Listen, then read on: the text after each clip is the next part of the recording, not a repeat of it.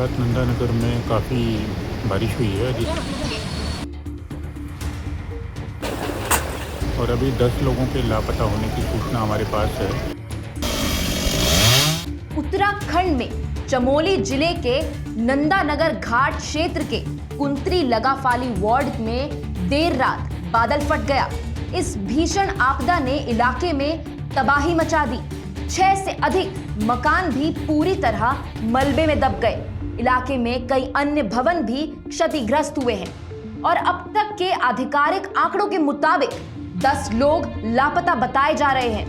रात नंदानगर में काफ़ी बारिश हुई है जिससे कि 5 अलग अलग टोकों में काफ़ी नुकसान की सूचना प्राप्त हुई है, जिसमें धुरमा, कुंडी, सेरा, लगाफाली और कुंत्री प्रमुख टोक हैं जहाँ ज़्यादा नुकसान हुआ है। और अभी 10 लोगों के लापता होने की सूचना हमारे पास है और काफ़ी लोग घायल भी हुए हैं। आपदा में घायल हुए लोगों को हेलीकॉप्टर के जरिए ऋषिकेश एम्स भेजा जा रहा है। कुंत्री लगाफाली गांव में रात के अंधेरे में जब लोग आसमानी आफत से अनजान अपने घरों में सुकून से सो रहे थे, उसी बीच रात के 2:30 बजे नंदानगर के मोलिंग तोक में बादल फटने से ऐसी तबाही मची कि कुंत्री लगाफाली गांव में एक ही परिवार के 4 सदस्यों के साथ 6 लोग मलबे में दबने से लापता हो गए। बादल फटने की घटना से चुफलागाड़ और मोक्ष नदी अचानक उफान पर आ गई, जिसने न सिर्फ घरों और जमीन को बहा दिया बल्कि पूरे क्षेत्र को मलबे और पानी से ढक दिया। एनडीआरएफ और एसडीआरएफ की टीमें मौके पर तैनात हैं। लगातार राहत और बचाव कार्य जारी है। स्थानीय लोगों के द्वारा देर रात को ही 2 महिलाओं को क्षतिग्रस्त भवन के मलबे से बाहर निकाला गया।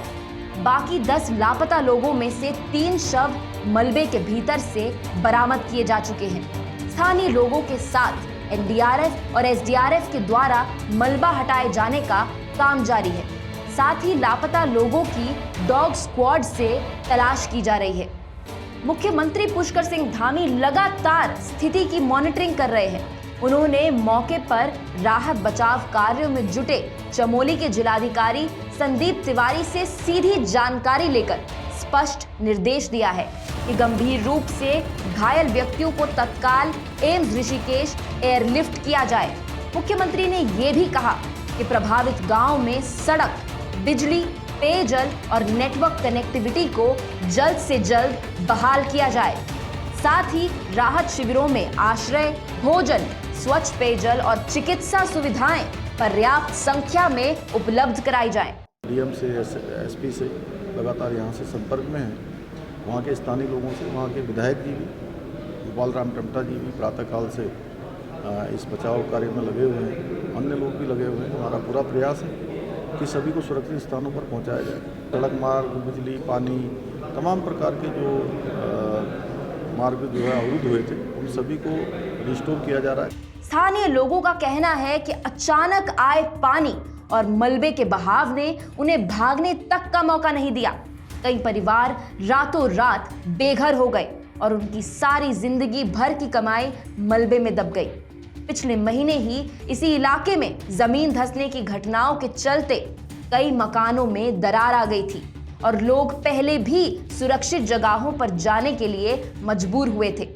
पिछले कुछ महीनों में थराली, धराली और अन्य पहाड़ी इलाकों में भी भारी बारिश, भूस्खलन और बादल फटने जैसी घटनाएं हो चुकी हैं।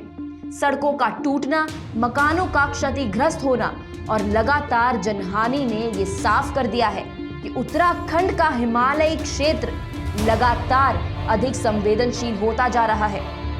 मौसम विभाग ने भी चेतावनी दी है कि आने वाले दिनों में राज्य में भारी बारिश जारी रह सकती है, जिससे स्थिति और बिगड़ने का खतरा है। ऐसी अन्य जानकारियों के लिए देखते रहिए तीतर।